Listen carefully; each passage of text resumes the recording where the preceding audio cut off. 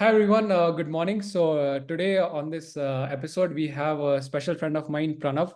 So Pranav and me did our bachelor's together in VIT, and a short blurb about Pranav. Like I'll ask him to introduce himself, but Pranav is the reason I think why I got into the technical world, because I remember I was working in this hacker maker space in VIT called Creation Labs, probably doing some marketing thing, and then suddenly one day he messages me, "Will I be interested to join?" A robotics team called Roborex. And from there, everything is history, because that's where I got to meet these people who were working on such exciting things. And that's where I forayed on into the technical world. And right now, Pranav is working on a startup, and I'll just ask him to introduce himself. Yeah, over to you, Pranav. Yeah, yeah, hi Saurabh, thank you for having me. But yeah, I'm glad that you found Shivam. That's If also. that whole crux was like that you found Shivam, yeah, I'm glad that you found Shivam. But yeah, so yeah, I've been running a robotics company for the last 5 years now, four and a Right. half years. We're right now building robots for warehouses to do order picking, and yeah, we are on our way to figure out multiple things, how what directions to take and what is the right way forward. But yeah, in a state of constant limbo, but this is where we are. Yeah, I think you're so right about Shivam. I think had you not been there, I wouldn't have met this guy. And it's actually, I think in your life also, probably you'll have just two or three or one or two people who you can blindly rely on, even if you want to call at 2 a.m. or anything is wrong, you have this feeling, okay, this guy is there, whatever goes wrong. So yeah, had it Mm. not been for you, I wouldn't have met Shivam. So yeah, I Yeah, would and also, I'm glad that it's now that equation has now transpired into a very knowledge-heavy podcast series. yeah, yeah, So that's fun. Yeah. yeah, yeah. And so yes, now now what do I'll move on to one question where I want to ask is about, I want to talk about like how your engineering degree was, and how did this shape up? How did this lead to your startup journey? How did it help? And how was the journey like not sitting for placements and all that, and foraying into the startup world? And how did the overall engineering background play? Yeah. Hmm. So the engineering background, more than the engineering background, I think I would give a lot of credit to the concept of college education itself. Right. uh, for while starting. I don't know as such if the engineering, I think the only thing the engineering background did was probably to develop some critical thinking skills and also give a path, like a guideline. Right. By that, what I mean is like, okay, I had this stamp of I'm doing mechanical engineering, Right. and everything I did was aligned towards that, be it in terms of the work we did at RoverX, right? Like it started off as a mechanical engineer and then evolved into the other roles that I took up later on. Right. But it just gave that initial guideline that, okay, this is your identity, this is your first identity, like you're a mechanical engineer. Yeah. And then you build on top of that, right? And but what college, like I think our college experience itself did for me was like a very good precursor to the real world. By that, what I mean is not just about the good things, but also the bad things. Like more importantly, the bad things, right? The fact that we've been put in situations in our team to figure out a lot of complex problems, from like the rover, building the rover itself, Yeah. to shipping the rover, to finding how do we finance the rover, like especially like and I think our team specifically were trying to go for that competition for the first time, Yeah. and there's a lot of complications that come with that as well. So we were like really shooting darts into the dark, and all of those skills, right? I think engineering just served as a guideline to build that, Yeah. and as an extension, being a part of our university was like probably a very interesting precursor, like definitely like a crash course, like like the fact that I think one very important learning is the fact that you there's no point of like creating a victim mentality or like trying to find external help for getting your stuff done. Like it made me very self-reliant, I would say. Like if there's a problem, you just like face the problem, solve the problem. Like I've noticed, like I think one thing that uh, this phase helped me, I would say, contrary to a lot of I think people that I've met otherwise, is I never had an excuse, or I never felt that, oh, this is the college is not giving me this, or college is not giving me that, or people are not up to the mark, or like management has this, that. All of that was never part of my radar. Like it was just that, oh, this is a problem, see problem, solve problem. And I Right. can see how that is probably not, right now when I'm running the company, it is turned into this whole facet of get things done no matter what. Right. Yeah. Right. Yeah. You just have to figure it out. Like it can't be like, oh, let's say there's been a lot of talk about the funding winter and all that. Okay, there's a funding winter. Yeah, there's a funding winter. Your company still needs to run. If the tech is complicated, yeah, the tech is complicated. You still need to figure it out. Yeah. So this come what may attitude, I think, is engineering really helped build that. Yeah. Right. And how did you get into the startup journey? Like I remember you were there in some VIT, TBI, or I forgot what that. Yeah. Yeah. How did that help? Yeah. Yeah. How did I get into it is because I think primarily I'm a fool, Yeah. and that is why I got into it. But the thing is, so everything that I've done, I would say like from college, right, or from school, has always been in some form or shape to stand out. Like Right. by stand out, I mean do something different because there has been this inherent need right from school to just be that way. Yeah. And although like that reason has evolved right now over time, but I Yeah. think very honestly, the reason I started was that like I could see a lot of people around me choosing a particular path, and there is this like internal rebel that yeah, you want to do something different. And one thing that I knew I always wanted to do something different. I didn't decided that it was going to be a startup, or it might have been like starting an NGO, or it might be preparing for IPS or IAS, whatever. Like I want to do something different, and I knew that to get to that point, I really need to work hard during the 4 years to build the right character, and also bring that confidence into my parents that I can do whatever I want to do. Right. Right. So what that happened was what exactly happened there was, I think around second year I kind of zeroed in on the fact that I wanted to, especially from RoverX, the fact that we were already building a lot of hardware and Yeah. things like that. It was kind of evident that I was enjoying hardware. Right. And the more I started enjoying hardware, I wanted to build a company around hardware. I wanted to ideally build like a consumer product in hardware, Right. where everyone is using like our mobile phone or like a smartwatch or and all that. And we pondered a lot over what could be done. Right. And that is when like in our towards the end of our second year. So I'd say like the urge to be different was to an extent where I felt that the fact that I tried giving my GR in my second year itself. Right. The Yeah. fact that I couldn't give my GR in my second year was one of the reasons why I think I was like, yeah, I'm not doing masters, because giving it in your third year is just so mainstream.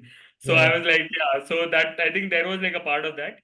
But so I did like think about ponder over like giving it, and but then I think the first time in my second year, first semester, when we went for the competition in Poland Yeah. uh, for RoverX, is when like I think my world also opened up a bit in multiple ways. One, self confidence, the Right. fact that I am actually doing something very different. Like I'd honestly say when I applied for RoverX like to get in my first year, Right. I'd gotten into like other racing teams and all that as well. And I Right. could see everyone in mechanical engineering is going towards a racing team. I'm like, Yeah. what can I do different? Yeah, I'll join a robotics team, right? So because RoverX was the only robotics team at that point.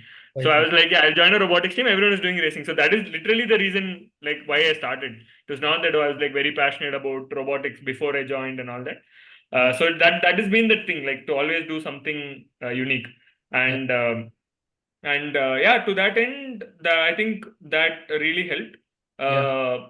being a part of RoverX, and then it gave that confidence that okay, I can do something different. I can, I think it also built like a positive vibe around me in terms of like how my parents looked at the work I was doing and all that. So everything gave me that confidence that I can try to maybe solve a complicated hardware problem on my own and Yeah. figure out how to piece things together.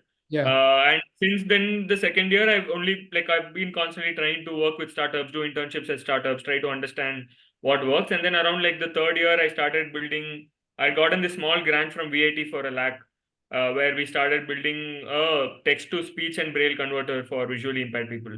Because Yeah. again, I visited like this blind school in Vellore, both was like very near our campus, Yeah. and seeing the kind of problems that they were going through, the fact that whatever education that we might have access to in ninth grade, they get access to it only in 12th grade, just because of how much time it takes them to learn, because of the books they use, the way they learn and all that. Right. So I thought like, okay, we can try solving that problem, because it also pretty much aligned with I obviously believed a lot in like social impact. It Yeah. aligned with that, and it also aligned with my need to build hardware. So then I started off with that, Yeah. pondered over a lot of things, and so I think latching on to that idea again gave that confidence that okay, you have something to look forward to, Yeah. and from there things just like keep evolving very serendipitously. And honestly, when we started the company, we hadn't.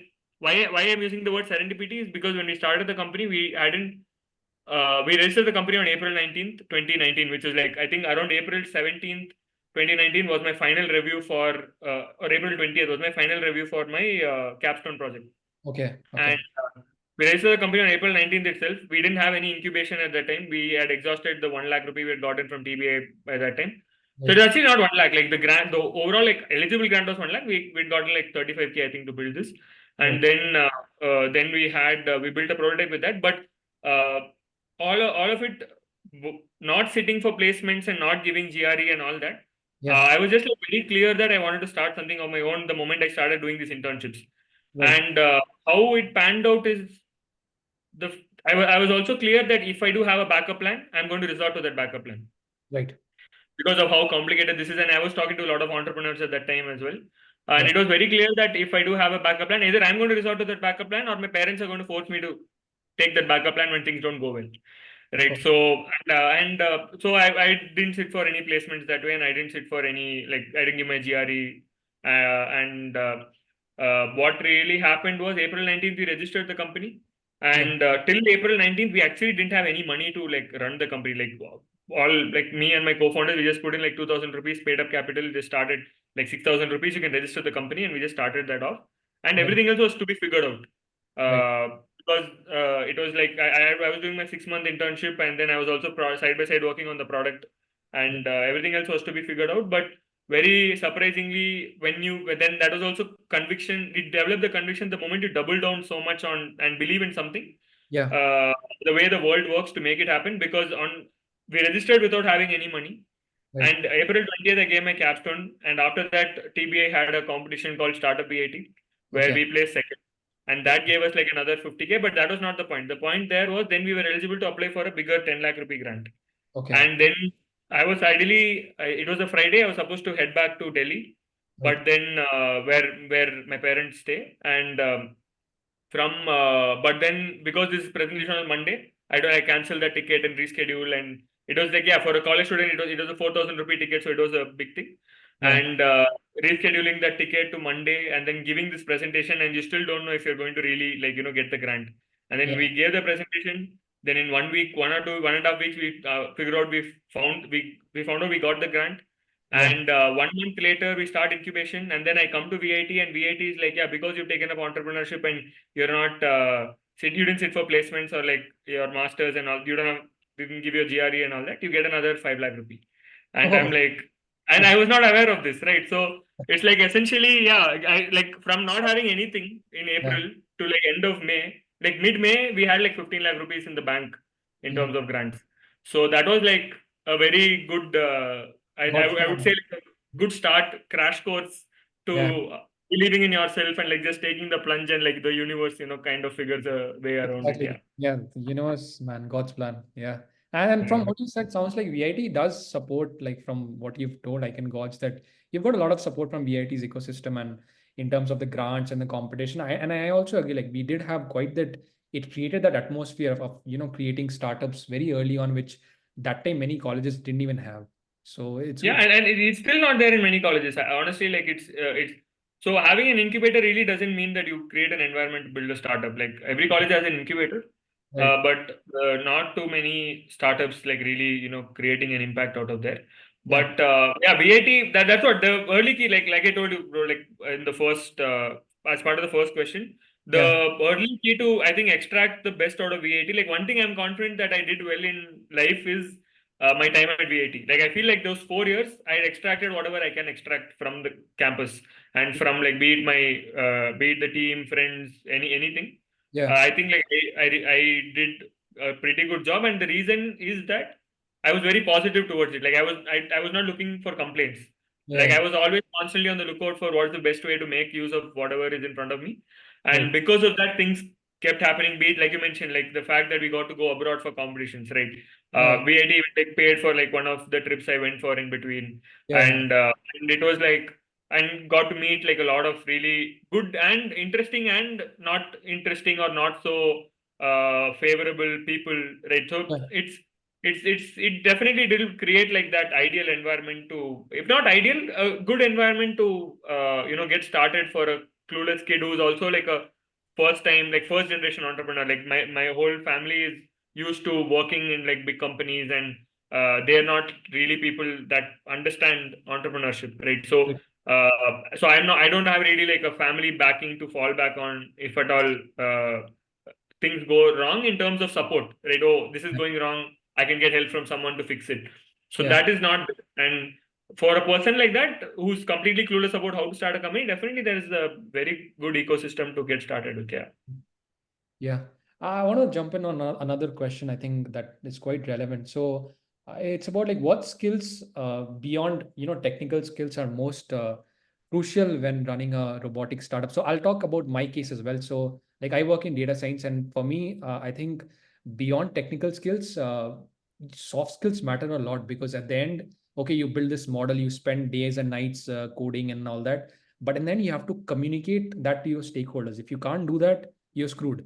So, like in my field, communication plays a very good role, and I've seen that a lot in other fields as well. So, like from a robotics lens, what do you see like beyond technical skills? Like, what matters the most? Like when it comes to Yeah. investors and dealing with the team members, what is it? Yeah. Yeah, I think you covered it perfectly, because the most important thing, it boils down to storytelling. Right. By storytelling, what I mean to say is not the fact that you come up with shit on the fly and you're just like Yeah. vomiting it, but it's more around the lines of, you when you're starting, right, you have no leverage. Yeah. Neither do you have the credibility of like maybe an experienced founder, In the right? class. Especially if you're starting out of college. You're Right. not coming with that credibility, you don't have the money, right? You Right. don't have the experience, and you're Yeah. obviously not the best at building robots as well. Like there are so many other people out there who can build robots better than you. So Yeah. everything is stacked against you, right? Yeah. Now it boils down to, at every given point, you need multiple puzzle pieces to come together. You need True. a good team. Right. You need a first customer. You need people to back you, right? You might need mentors for certain, uh, you know, particular problems that you might have, right? And everyone, in some form or shape, is happy to associate with a story and a journey Right. than just, let's say, going and then you can't even, like, you're not even at even a situation where you can just throw money at problems, right? Yeah. Yeah. So when you're able to like sell that at different stages, convey the context of your entire existence of the company, Mhm. right? Right. That becomes very paramount, and that is, I think, still a very primary skill. Like even till today, everything that we have to do Yeah. is always around crafting that story. Like, for example, we need to raise our next round of funding in a year. Both Okay. me and my co-founder are very actively working on that story right now. Like that is literally our job, Okay. right? Because over time, you will get people who build robots better than you, right? You will get people who will do finance better than you. Yeah. But the only thing that no one else can do better than you is define the existence of your company. Yeah. Every individual skill set, like simple, like the thing we keep talking about is, there is no reason for Accio Robotics to exist. Yeah. Yeah. Neither are we curing cancer, right? Yeah. Neither are we going out and solving like a huge pressing any other pressing problem in the industry. Yeah, we are building robots. There is a moat around that, Right. but it's not something that another company can't do. Yeah. Right. And the ideal way, let's say, the engineer in me, the best way to progress would have been to work in a bigger organization. Yeah. Like I would have gotten to work with a lot of fancy hardware. I would have gotten to build different kinds of robots, because there won't be like a capital restriction. The Yeah. time might be like more, lenient and all that. Right. But the only reason for it to exist is the fact that both me and my co-founder wanted to exist for certain reasons initially, Right. which was maybe driven by our own ambition, our own, like I said, like willingness to do something different, right? And Yeah. over time, now it has evolved into the fact that, oh, there is a team of people relying on it, team of people working hard towards it. There are investors who have put in money towards it, right? There are customers waiting for our products. So now there is like a wider purpose that gets built, right? Yeah. But initially, it is just this, like just your ability to sell that story to Yeah. different stakeholders. Like even now, if I have to recruit someone, if let's say now maybe for me to get like a entry level engineer or like a 10-year, 5-year experience engineer is relatively straightforward. Someone like But if I Shivam. want to get a, huh? If you want to recruit somebody like Shivam. Yeah, but Shivam doesn't want to join. I've tried. But if you talk about like someone like if who's like a senior person in the industry who's like been in the industry for 15, 20 Yeah, years, right? The only reason they would want to take that risk is if they're able to develop that conviction. yeah, yeah. And for me to sell them that story, I need to also first develop conviction, right? True. Yeah, And this is the main, I would say, skill that we need, that yeah, conviction on your. And I think that's also something like a lot of young entrepreneurs are now missing out. Like they get like too carried away by the fantasy or like the excitement around building a company, right. but developing that conviction around your business model, the product, the fact that the solution you're offering is the best solution. Like, how do you do that, right? And the moment you develop that solution, you start selling the right things, because you're already a very passionate, obsessed person if you're trying to start a company, Of and course. that company is your baby and you're going to do anything to protect it. But the moment you have that conviction, you will figure out multiple doors to and levers to open Yeah, to kind of survive. yeah, yeah. So I think it kind of like you mentioned, storytelling is very critical, Right. and the way to I think at least for now the answer to for me to create the right story and sell the right story to people and also believe in, you need to develop the right conviction in your team, product, market, and all of that. So yeah, I think more than technical skills, I would amount it to that, because what has happened right now is, in some cases, technical skills are also commoditized, right? Yeah, yeah. Uh, where like, yeah, unless you're like I said, unless you're curing for cancer, right? There is definitely going to be another team of engineers that can build this. Right. Yeah. So it is in a way commoditized. It's just that the smaller decisions that you take to bring all this together is different for different people, Right, right. Yeah. and that, of course, that governs success or failure, Yeah. but that is not related to technical skills. Yeah, yeah. So technical skills is, I wouldn't say like a major thing. I would like more amount it to this, like getting the right people, gaining that conviction. Because I've noticed in myself as well, the moment that conviction is there, I'm ready to go above and beyond to get shit done. But Right. when I wake up with self-doubt, or when I am like, oh, I'm not exactly sure if this is the best idea, then Yeah. how much ever I try, it's not easy to convince another person to, do Yeah. what we are doing. So yeah, I think I would account it to that. I would say, and that's also something that a lot college definitely did help a lot with, right? You were put in Yeah. different situations where had to sell yourself, Yeah. and I think that developed that I would say bone for both of us. Like, even though we don't have the experience, both me and my co-founder, Yeah. to kind of do it straight out of college. Yeah. Yeah. Yeah, that's good, man. So I wanted to ask another question, and this is based on a book I think that everyone, I don't know if you've read, Zero to One by Peter Thiel. I Yeah, of think course. that is one book on entrepreneurship that just gets me every time, and where he talks about how do you like balance innovation with practicality when it comes to developing new ideas. Because he says in the book, I remember in entrepreneurship, saying no to things is very, very important. Like you have to know when to say no. And so how do you Yeah. manage, especially when you're in a startup which is in a growing stage? So how do you get that balance of innovation versus the practicality side of things? Yeah, I honestly think we are far from mastering that. Yeah, But yeah, I can get. I'm exactly feeling what he speaks about as well. Like the fact that any opportunity comes your way, right? You yeah, are you're put in a state where you really want to do it because it feels like a good opportunity. right, But then saying no becomes very critical, because then that defines focus, and which is where I come back to my previous point about conviction on what you're building and why you're doing it. right, The like, if you define what you're building, why you're building it, and yeah, who you're building it for, right?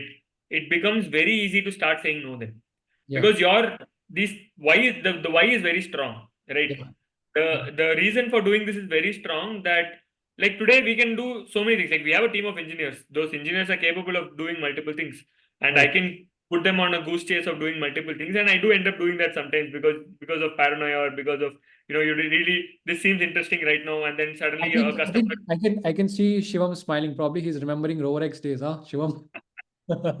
But RoverX was still like very defined. Like, you had like a problem statement, you had like a rule book, you had to like build it to that. That's it. Yeah. Yeah, So it yeah, is still very defined, right? Here, like, we literally have to figure out everything, like what is the guidelines, what are the parameters, what is best for the Good. customer. Yeah. So then I do end up like sometimes putting the team on a goose chase, but that's where like gaining that conviction becomes critical. So even if we talk about the how we started, right? When we just started building, when we moved to robotics, Yeah. we just started building a simple mobile robot that moves from point A to point B, Right. autonomous. Why Right. did we start doing that? Because we had gotten a client that time who was ready to pay an advance for these kind of robots for whatever application they had, and Okay. we started building it and productizing it. Right. And now, then when we were doing that, we could see that because it was a platform, now you can use that autonomy platform for multiple things. You can use it in warehousing, you can use it in hospitality, you can use it in healthcare, you could Yeah. have used it in manufacturing, right? Then there was a whole year, 2021, I think we spent a lot of time doing deployments in all these industries. Right. And this is basically a goose chase because every customer wants something different, right? Yeah. And but our why was still not strong enough. We just had technology, but why are we doing this is still not strong enough because the market is also very crowded for this particular use case, Mhm. and we were just like, yeah, we'll survive and figure it out. And Right. as we kept questioning it, and trying, failing, Yeah. is when we kind of understood that this is where we wanted, and we were able to like draw some guidelines that okay, we want, because we are doing B2B sales, we want the ticket size of the project to be this much, we want these many robots to be there in a deployment, because then it's easier from a deployment standpoint. You need the same number of engineers for Right. our initial product and our new product as well, because you're deploying multiple robots at the same time. So we had like different guidelines that we were able to draw out just out of experience and experimentation. Right. Right. And as a startup, I think there is a phase where you still have to be nimble with respect to this. What Yeah. we've definitely started saying no is like, so you basically start setting guidelines, Yeah. right? Like as you become more sure about yourself, you have guidelines of how much you can say no to. Right. Right. Like right now, would I say no to a product that is aligned to our space, like warehouse order picking? Yeah. Let's say right now, okay, I'm building robots, and but my customer wants like a feature add-on on the software. Right. I won't say no because because I've still not hit product market fit. That feature might give me product market fit, Okay. right? Yeah. So you don't want to say no to that. But if a customer comes and says, "Can you do sorting in the warehouse?" I would say no to that.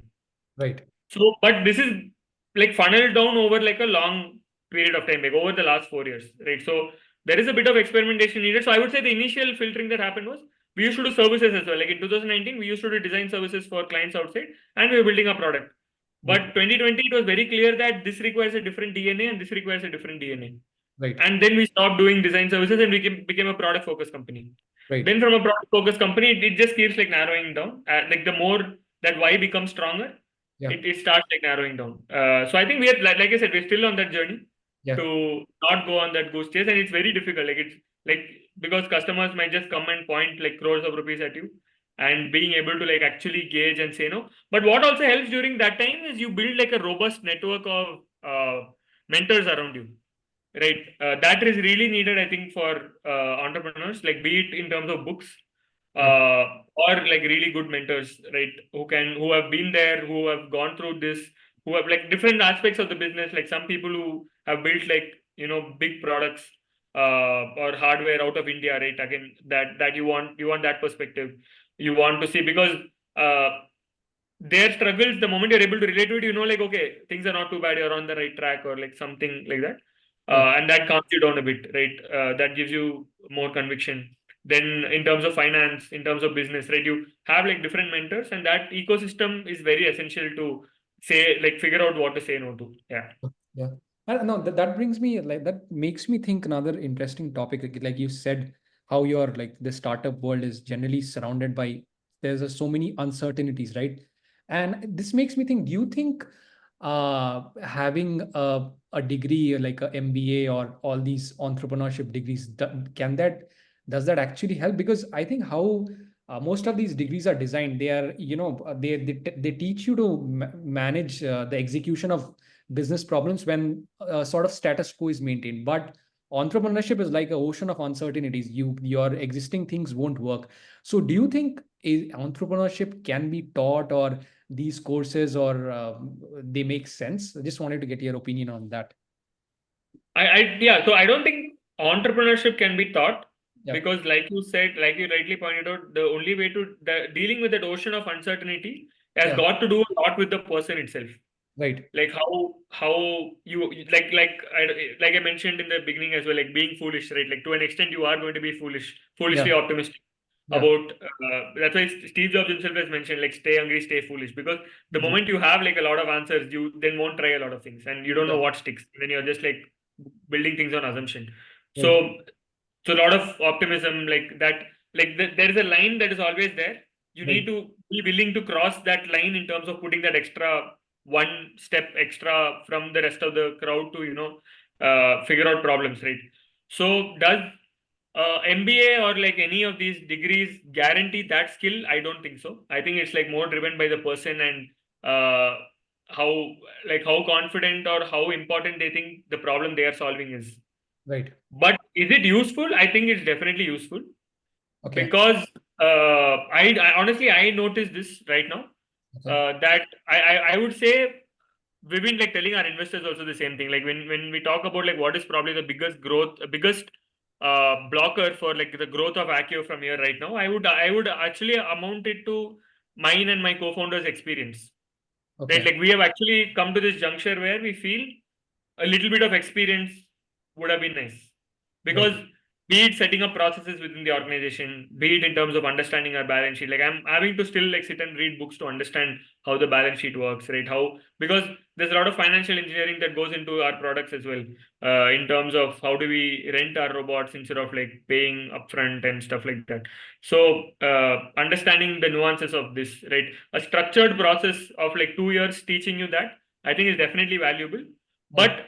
that is where it also becomes important to look at this whole journey holistically. It's not only about the academic or the corporate experience or the technical know-how, but Right. it's also about which stage of life you are in, right?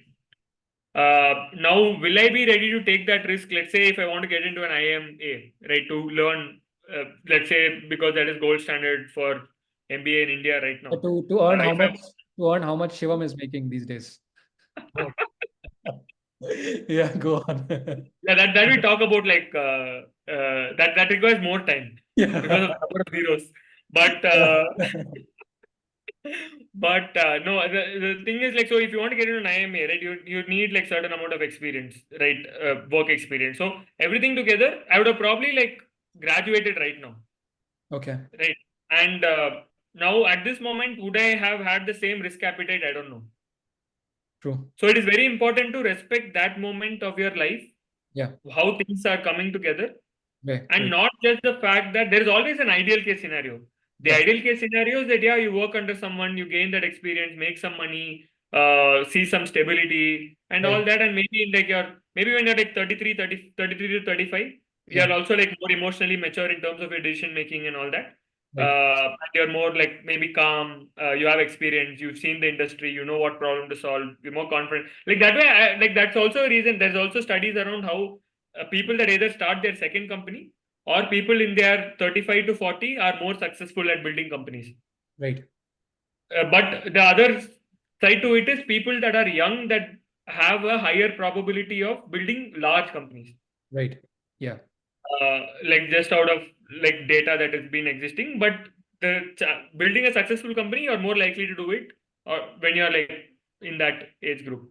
Right. So that is like an ideal thing to do. But then your like I pointed out, right? Like your exact situation in life, a lot of it is driven by that. Yeah. Like, True. like I know for a fact a major reason I was able to take this risk right now was Yeah. definitely because I come from a family where I really don't have to work to support the family. Yeah. That's a Right. advantage. And I'm pretty sure there are way more smarter people than me who were not able to take up entrepreneurship Yeah. because of having to support their family, right? True. Which is a privilege that I had. And that is the situation of life, right? Yeah. Yeah. Now Yeah. there is no point of like looking at what is the ideal situation to start a company at. Right. And you just like go with like your current cards, and if you feel like you really have an idea and you have that risk taking appetite, Yeah. then you just like take the plunge, and that is something definitely an MBA degree or like any formal education cannot give you, Yeah. but that also gives you some form of leverage, which is that if you do after an MBA degree, if you're going and starting a company, Yeah. you're coming with credibility, right? Yeah. And Yeah. I would say I've had to work extra hard to gain that credibility, any form of credibility, because of Right. not having that degree, Right. right? So it can go anyway. It can basically go anyway. Like I said, so that becomes. I definitely feel it would help, but it again varies a lot upon the person. Like I think it's their personal choice given that moment what they feel like doing. Yeah. I don't think like there's a science to it. Yeah. Yeah. Yeah. So there's one more, I think, question that I have. It's again based on Peter Thiel's book. So he says that there are two types of startups, and he says the first kind is built around the idea of solving needs, and the second kind focuses on addressing desires. And both of these make tremendous value, but there's a thin line where a startup is managed to manage both of these. So where does Accio Robotics stand now in terms of where are you right now? Just wanted to know about that. We are right now. So uh, we right now I would say because of so our products definitely solve a need Right. because globally if you see there is a lot of labor shortage in other countries. Yeah. There is a lot of the problem statement that we're solving for, right? Like to pick an item from a warehouse, Yeah. it costs around 25 to 30 rupees abroad, Right. right? So it is definitely very expensive Yeah. also. So for our customers, it is a need, Right. but the problem is that in India, Right. where we are right now selling, it is still more of a desire. Yeah. Uh, so I would say like from a go-to-market standpoint, we are still at the desire phase.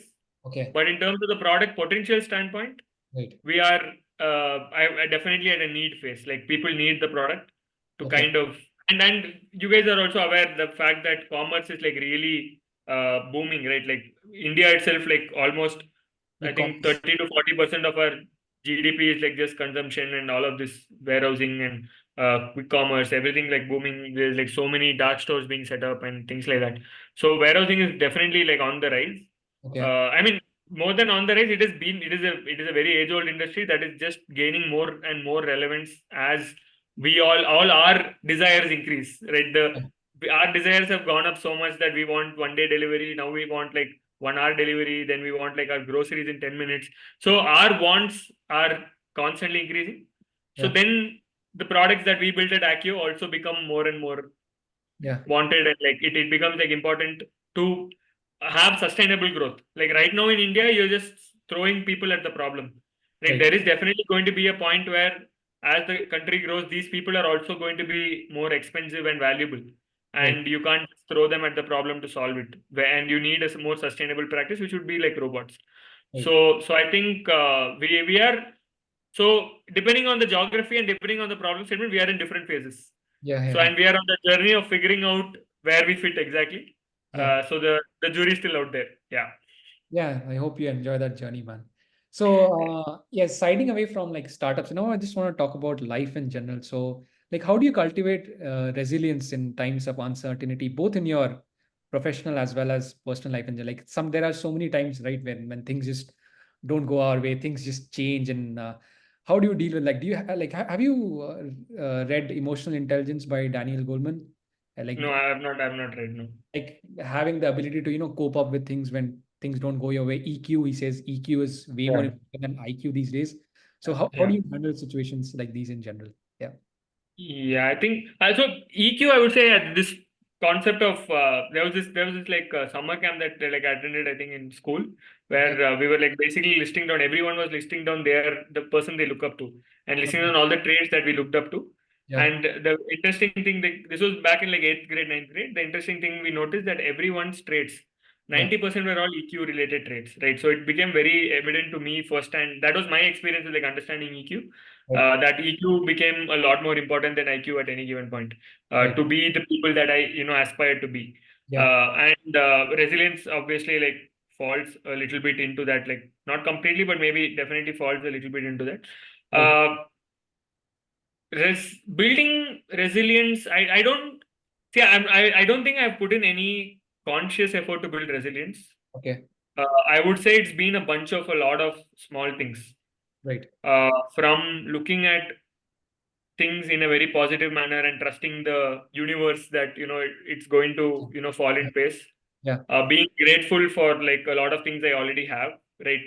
So being resilient becomes difficult when you're let's say either too uh, your back is against the wall, right? Right. When your back is against the wall is when being resilient becomes tricky, because there's this extra pressure Yeah. of is it like in a, let's say if it's a regular situation, right? And okay, if let me give you a real world example. Yeah.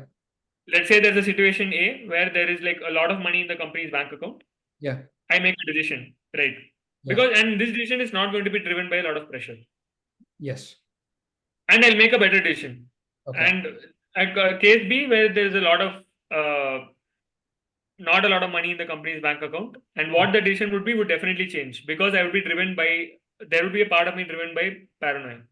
Right. So I would say I've worked more on how do I respond to those situations, Right. and I have not really felt like say if you take gym sessions, right? Like if you're doing 3 reps, if you're feeling tired after 2 reps, you need to feel that resilience to do that third rep. Right. But then I've actually not felt that with like building Accio so far, that I've really had to be like resilient and push through uh, continuously. Like yeah, there have been situations where life throws multiple things at you, not just like the company. There are like multiple personal and professional things that keep going on, Yeah. and those are times that for me to sit in front of a screen and like continue building. Yeah. Definitely, there are days where you just like feel so overwhelmed. Yeah. Uh, but it's still then that those are the times where I just like take a step back. I write down things that I'm, let's say, things that are going well, things Yeah. that I'm like grateful about. Like I would say, I think I've just developed a good first aid to deal with those situations rather than pushing myself through that situation. Like, oh, True. I just need to get it done. That's never been the case. Like I never gone to that zone of, oh, I need to, like, there's no option, I need to get it done. I'll make sure I'm in the state where I can get it done peacefully, because over time, over the last 4 years, 5 years, I've also understood that that is when I make the best decisions. Yeah. Yeah. So that has been my way of looking at this resilience. But what I would say, what I've developed as a maybe a cousin of resilience, far distant cousin, would be patience. Oh man. Yeah. Uh, like you are being resilient becomes tough when you don't have patience. Right. So the moment you develop patience that okay, I am on a journey, it's going to Right. take some time for it to see fruit. Like so, Exactly. we've been like there have been times when I've been frustrated about the fact that as a deep tech hardware company, we've not been able to generate revenue, a lot of revenue in our initial years itself, Right. right? And I was definitely impatient about it, and I know like a few decisions that probably me and my co-founder took at that time, being impatient, were not good for the company in the longer run, and Right. we had to course correct. Mm. Right. So now I've started like building that patience. Now I've been like, yeah, this is what is needed. You just need to accept it. Like, don't try to fit things that don't fit in. Yeah. Try to like be very patient about it. So I think I've also worked a bit on patience more than I would say like resilience. I think Yeah. man, you've touched on my favorite topics because patience is one skill. Like I did my previous episodes on Bhagavad Gita and all. There also, patience is like the most glorified skill in the entire of the Bhagavad, even in all the Vedas as well. Because patience like is one skill that if you cultivate that, you like more than love and compassion, patience is everything. Because it's easy to let the horses run amok. It's hard to hold back. I'm gonna give that person a piece of my mind versus you hold back. Yeah. Yeah. Yeah. That is one skill, like, because in life, right, everything is like so temporary, man. Things just, you look what happened in Bangladesh recently, like she was the PM and now she was asked to leave the country in 40 minutes. Even in Yeah. even if you look at Ramayana, like Sri Ram was about to become the king and next day he has to go to the forest. So like know that everything is just temporary. Like I also like stopped like due to my own experiences, I don't expect anything. Whatever comes, I'm ready to deal with it because I know, like, even if I'm going through a good phase, it's temporary. Even I'm going through Yeah. a bad phase, it's temporary. So yeah, to have that patience is one skill that I think everyone should cultivate. And Shivam, you want to talk something since you've spoken so much on this podcast? What do you think about patience? No, yeah, I mean, I agree to that point. Like, patience is, I mean, patience and, the actually the ability to keep trying and, keep working towards a positive direction. Like, let's say there would be times when things will be overwhelmed at you and you will be like, either you will break or you will try to stand up to your point and keep going towards a positive direction. And Right. yeah, I mean, it's like 99 failures doesn't matter you if you just make it right once. I mean, that's what you are looking for. That one time is more than enough. So you have to go patiently, you have to keep doing your thing, and whatever is in your hand, as yeah, I mean, that's what my one biggest factor that I have seen is that there are 999 things that will never be in your hand no matter what you do. But the one thing that is in your hand that could actually dictate the equation to go across and intercept all those 999 things.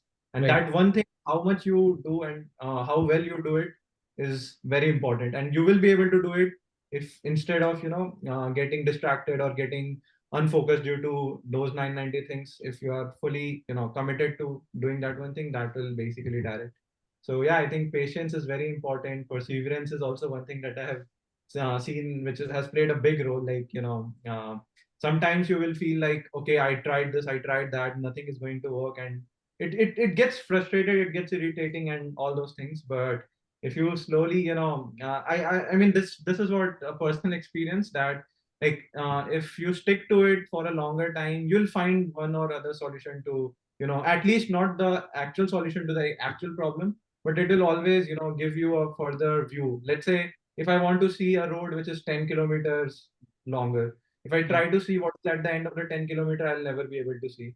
But if I start to walk slowly and I focus on the 10-meter mark and keep on going without losing my patience and perseverance, I would slowly eventually reach that point, and I will, when I look back, I will be like, oh shit, did I cover that much? So I think yeah, patience and all these qualities are very important. So yeah. Yeah. One more thing I want to touch upon, like generally when sometimes what I do when sometimes things are just not going to way is I just try to not attend to it, because I also think that like having this power of attention, right? What your mind wants to attend to, you have control over that. So you have the option if you want to think about the good, the edifying, or you want to think about the nonsense, whatever has happened, and that power we have. So attention is also one great thing that I try to deploy whenever things are not going. So I wanted to ask this one more question, Pranav, about your startup specific, because like I feel like startups are quite like an iceberg. People mostly see the tip, and they don't get to see what's underneath. And underneath the startup is actual the craftsmanship, the domain knowledge, and all the uniqueness. So what is underneath of Accio Robotics? What's your unique? What makes Accio, Pranav? Yeah. I mean, I think it's fine if you haven't figured that out yet, but yeah, just go no, on now. I figured out. So we know I kind of have a very good idea of what makes Accio, Yeah, but is it like craftsmanship or not? I don't know yet. But what makes, I think, as a so initially, like I told you, like one of the things of like not having experience, right, like initial days that used to feel like a burden. right. And we used to be like, oh, this person already knows what's going on and like what to do with the company and like all of those things. Like clarity of thought. Yeah, What we have realized right now, our identity or like the reason why we can maybe, take over the market or like create an impact yeah, is the fact that because we don't have that experience, we don't come with baggage. yeah. And because we don't come with baggage, we are very nimble to adapt and adjust to what the industry needs at that particular point without any of our biases.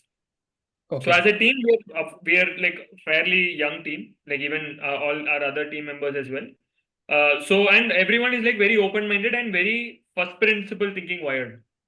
cool. Yeah, So because of that, and I'm actually noticing that I never used to give this enough importance. But over like I would say last 1 year, the more I keep understanding, the more I try to keep meeting other companies, people, and all that. yeah, Uh, I'm kind of trying to understand how we have what we have. I've started valuing what we have, and right, what we have is this unique blend of there is people that question things that go on in the industry, right, and we are not bogged down by how magnanimous that thing already is. right. Like, okay, the warehousing industry works in a certain way. Hmm. That doesn't impact us. Right. But on the contrary, if there is a person who's worked in the industry Yeah, and has like seen that the industry works this way, they would now look at the way that industry works and then try to solve a problem there. right. I find ourselves often questioning the way that whole industry works itself. Okay. And from there, we come up with like a lot of nuances. Right. And that is where I feel like we are getting like very minor insights, Right. which is helping us slowly like on that growth curve, Okay. like just initial phases. So Right. that I think that is what we are good at. We're really good at what we've done is we have really changed a lot of our weaknesses to strengths in terms of this aspect specifically. Right. We are very like nimble that way. We are very moldable that way. Cool. And I think that I would say is our secret sauce at this point. Like we are not emotionally attached to any concept or idea, and Right. we are very pragmatic about it. And I find a lot of other companies, even bigger than us or smaller than us, Right. not really looking at things that way. They are either really attached to the idea, they're Right. really attached to the concept of what they're building. And we just know one thing. Together as a team, we want Yeah. to have fun building what we're doing. Like I keep telling the team that like even if it is something that you're designing, Yeah. and if it doesn't need to be painted because it's an internal component, I'll tell the team that you still need to get it painted because you're assembling it and you need to feel good when you're assembling it. True, Right. true. So it's like that. So we a lot of things that we do is predominantly designed to ensure that we have the ability to build cooler things Right. continuously. So it might be like, okay, we take up a project right now for some revenue to come in, and that is only to ensure that 2 years later we still can continue building those cool things, right? And get to a point where, and we are clear about this, like we are extremely brutal about this as well, that a bunch of, let's say, kids with an average age of like 27, 28 Yeah. are not really with like maybe $2.5–3 million in the bank are Right. not really going to disrupt the robotics industry or hardware industry anytime soon. And that is like, it is probably foolish to expect that, right? Yeah. Because you have like mammoths working on this. You have companies, the biggest companies of the world addressing it. You have companies like Boston Dynamics in our field already addressing it. Right. It's not practical.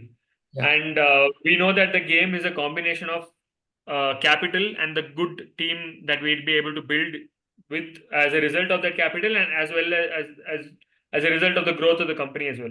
Right. Right. So that is that. So these are like the few things that we've drawn a thesis behind, and what we do, why we do what we do.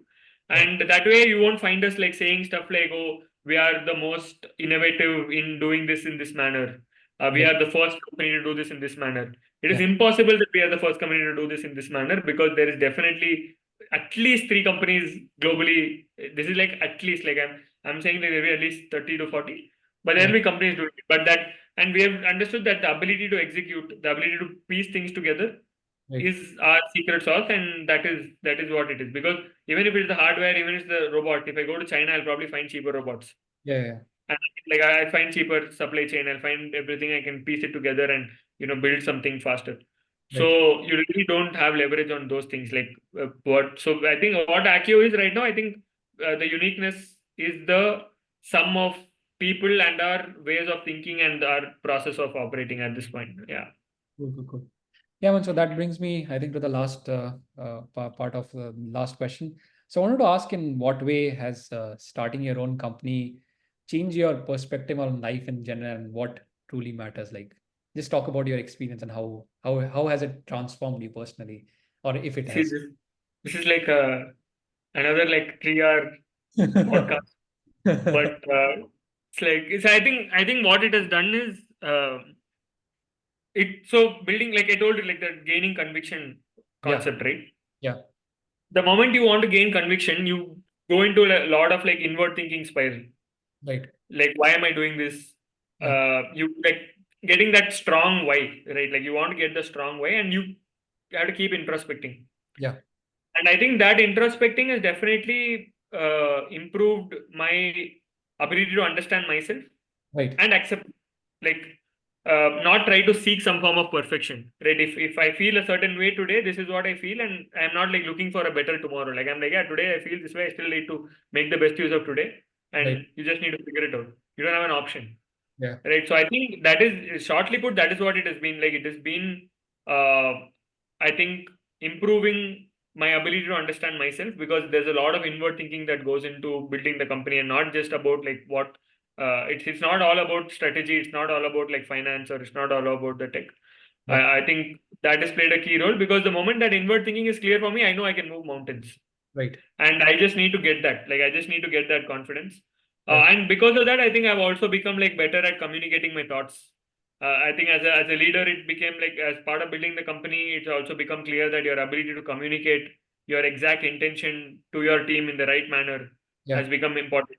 The Yeah. ability to be candid is Yeah. something that is increased, the honest and candid to Yeah. myself and to the team, right? Right.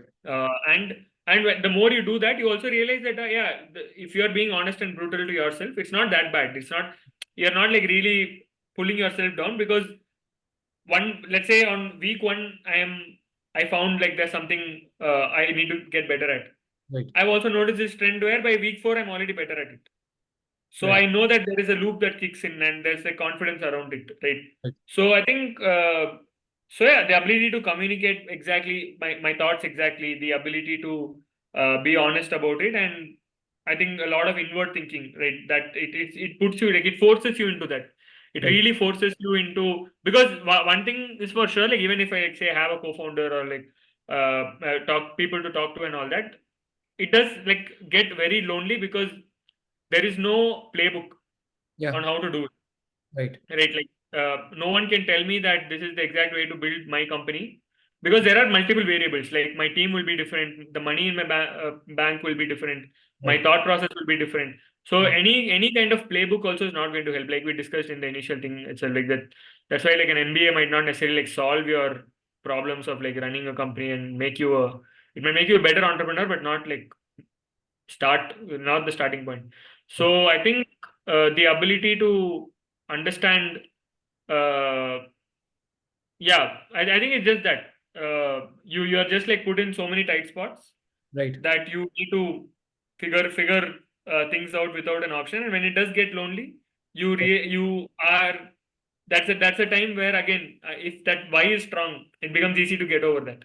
Yeah. Yeah. Otherwise, it does like get tricky, right? So I think I would just amount it to, simply put, I would amount it to like a lot of inward thinking, Right. at least for me. And it mostly extends beyond the technology or the product and all that. It extends mostly to do with myself. And this is a mantra we follow. Like, both me and my co-founder were discussing. We know that if something is going wrong in the company, it Yeah. is starting from this room. Like, it is starting from the both of us. We've either recruited the wrong person, Yeah. or we've either like made a bad decision in terms of the direction. Right. It's never on the team, Right. right? So I think, these are things that I think we are, I would say, like, it's been very important to learn. Yeah. So yeah, man, that was a good discussion we But had yeah, on. before we wrap up, but like on the other side of things, like like my way of looking at startups or entrepreneurship is also changed, and I feel like to an extent right now, the way our world is very fast paced. Yeah. All of us are in some form or shape an entrepreneur, like an individual entrepreneur, because you Life is are figuring out. life is the ultimate startup. Life is like, whatever cringe stuff you want to say, but so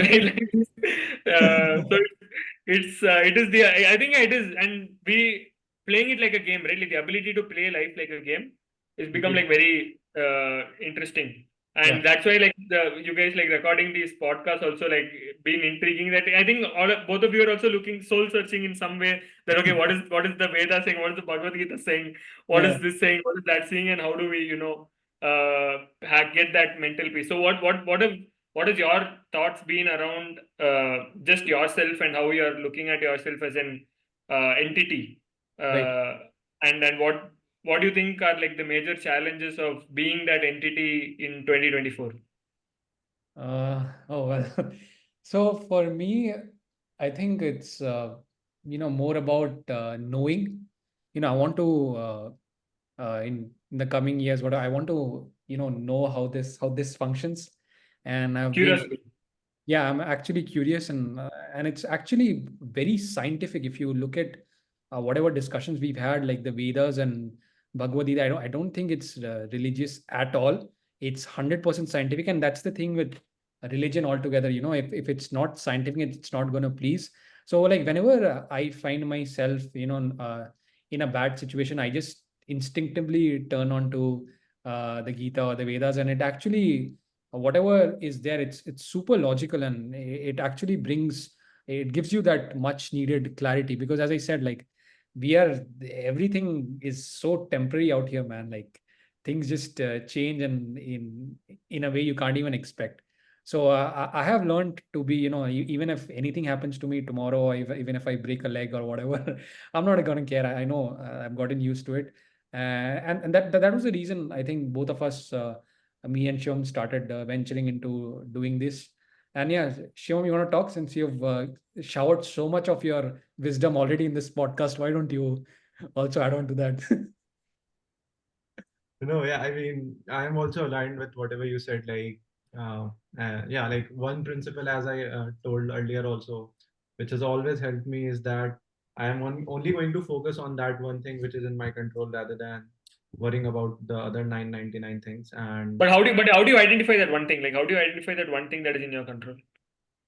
I mean, through regular experiences, no, like let's say you do something, you have expectations, then expectations, either they will be fulfilled or they would be broken. Then you just retrospectively check what was gone wrong. The first thing was that if it was something related to yourself, or like if you built an expectation out of yourself, that is something that you could have improvised on or you could have controlled on. Like it could be regular discipline, or what do I say? Basically, sustenance of something. But let's say, in very simple terms, I had something in my mind and I was expecting, like again, this is also some very core principle of Gita. Like you are supposed to, focus on the actions, your own actions, and then those actions, how they dictate the path, is what you are supposed to walk on. Like let's say today I do something and I mean, I'll give my best. It's not like I will just back off. I'll try to give my best towards the thing that I'm passionate about, or towards the thing that adds meaning or value to my life. Like, for example, from my not just from my college years, before the college, when I was studying academics and all, I found mathematics and all to be pretty cool. And Right. the first thing that 45. So the first thing that brought me to mechanical engineering, because the way I see the world is through equations, and everything like around you is through, like you can basically define literally a single vibration till the entire expansion of universes through these equations. So that's how I used to see the world, and I mean I see it right now also. So yeah, I mean that was my domain of interest, and then I try to dig into it, and from that there are side effects that come into the picture. Lots of things that you didn't expect that will come, they happen, and lots of things that you thought, okay, this is the way. I mean, there is an influence of outer world and all. Yeah. But in very simple terms, I would say that if you are passionate about something and if you are interested into doing something that actually adds value to your life, to push you forward towards not just in that domain, but in as in general, of a life philosophy, then I think you can just try to walk on that path. And then from those experiences, you get to know, okay, these are the things that are in my control, and these are the things that which can go wrong. Like for me, I would feel that I mean, again, that's something very good. I feel lucky that some things which I had very high expectations of happened to me at a very early time, and that actually shattered me apart. I mean, those were definitely the things that were not in my control, but I still was like fully confident that these are the things I have total control over, and I'll make this work, and I'll no matter what. And when those things shattered off, then I mean that just was like a straight punch to reality. Like this is not how it is, and there are things you are supposed to focus on. And then I mean when I started, I mean that's where this whole concept of I would say detachment, or focusing on the things that matter to you came into my life. And then slowly practicing these, this has been very fulfilling, because I will tell you, like earlier, if I go with that philosophy, like that used to happen in my high school time, if I go with that philosophy, I realize today I would have been very I won't say very unsuccessful or something, but definitely in misery, and very upset at times, and very disappointed, and very broken also. But when I just switched this small switch, now I mean, not, like as Saurav also said, like if something comes up tomorrow also, or today, next moment also, I would be like, I am still having a very fulfilling things with me. So yeah, I mean, that's how it is. So it just Yeah, comes through. there's one thing like in Bhagavad Gita called Karma Yoga, which is like spiritualizing your day-to-day actions. It says that you just have control over your actions. Whatever you're going to do, it's in your hands. You have free will to exercise whatever, but whatever results are coming, you have no control over that. So just keep on doing your actions, and whatever results keep coming, be unattached. Keep what you're continue what you're doing. So basically, what I'm understanding is both of you are also having to spend a lot of time thinking inward. Yeah, And now to add like context to that, because maybe a lot of people that are seeing this might not yeah, be able to relate to me as much as maybe able to relate to you guys. yeah. But how is like, and money is a very important thing. Oh yeah, definitely. How have these things helped you make money? Like the fact that you understand yourself, Yeah, like, are there Yeah. specific decisions that you feel you are doing differently right. because you think more about yourself? I think money is, again, that is a very important aspect of your life, but I also feel that it's a side product. So let's say if you're doing It is a something. side product, but it is a side product. But like there might be like a decision that you make, which Mhm. might maybe like the fact that like you mentioned, you're only focusing on like the actions, not worried too much about the results. Yeah. Does that mean that you are more calm at work, which is making you a better do perform better, right? And as a result, like you're going up the ladder, like those kind of things. Mhm. Yeah, Yeah, I mean, yeah, okay, sure. yeah, please go. You've No, no, spoken. no, Go ahead, please. no, no, no, please go. अरे बोल भाई Please. बोल. हाँ. अरे बोल भाई, मैं क्या बोलूं, तू बोल. Yeah, yeah. So definitely, man. It actually makes me calm and improves my productivity because whenever that there are things when previously when I was working last year or something and there is some bug in production, I'll be like, oh yeah, like I used to panic and all. But now, like I'm like, okay, I will just fix it. I'm absolutely calm these days. So it does impact my productivity and yeah, even the fact that money also like the value of money is also very important because money keeps you and maintains that sanity, right? Because if you're not making money, I don't know if I would ever be doing this podcast also if I didn't have a job. So definitely, yeah, money is very important in life, and you have to respect your work, and that's why I really value work because it enables me to get money, and which gives me independence, which allows me to buy the things I want and whatever. So in that context, yeah, and it also keeps me calm and yeah, definitely, man. Money is very important in today's world where we're living. And who would know much more about money than you? Yeah, I think probably you secured some funding and You also. mean you mean Shivam? You mean Shivam? Yeah, Yeah, Shivam yeah, yeah. definitely. Yeah, even Shivam, yeah, Shivam, he's also been getting hell lot of money sitting in I, home. Yeah. I'm broke, bro. But yeah, I mean that's totally true. Like, I mean, when talking specifically about these fields, like, because again, for this thing, I actually have a huge respect for you, Pranav, that you are doing something which is very uncertain and very improbable compared to what we are doing. So let's say for Yeah, me or sort of any other person who is actually working, they have. I mean, there are some things which are sorted in a way that you don't have to take. But again, for you, it would be more like a trial and error thing. You'll have to figure lot of things on your own, and that's how I would say. I mean, if I'm just at the moment just imagining, like, if I would be at your thing, that's how it would be mostly. So those things you'll have to keep figuring out and keep trial and error things. But yeah, like, for as Saurav also said, for me also, like, I mean, if the equation of money goes out, I think none of us would be even thinking about this. We would, yeah, the first thing would be to just get something in our tummy first.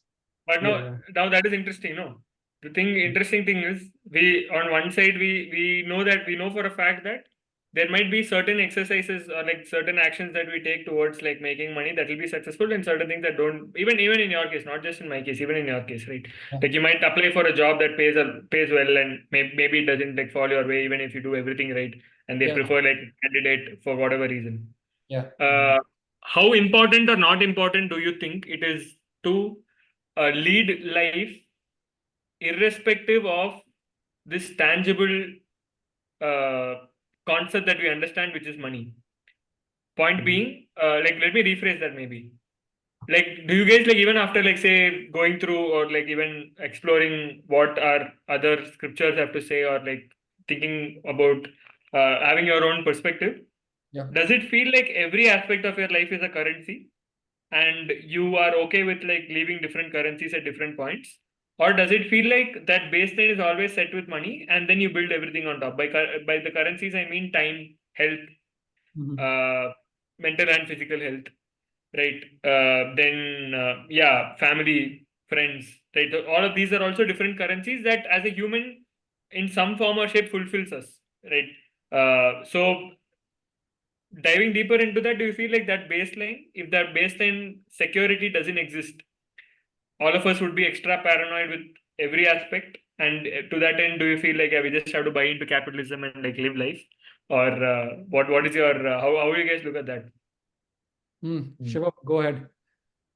I mean, I think like, yeah, for me, money is like morely, that baseline thing only. So it's like I think it's very one of the common quotes that money is like a petrol in a car. It is until the point you fill the tank, that's all. I mean, after that, there are lots of aspirations that is again human, that is again this materialistic body, like the body which is connected with the nature. And the more you look around yourself, like you can be influenced depending upon who you are surrounded with.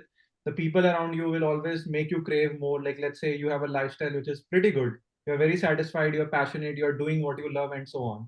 But then you look outside and then you see, okay, this guy is doing even further more things, or this guy has been doing things which I never would have thought of.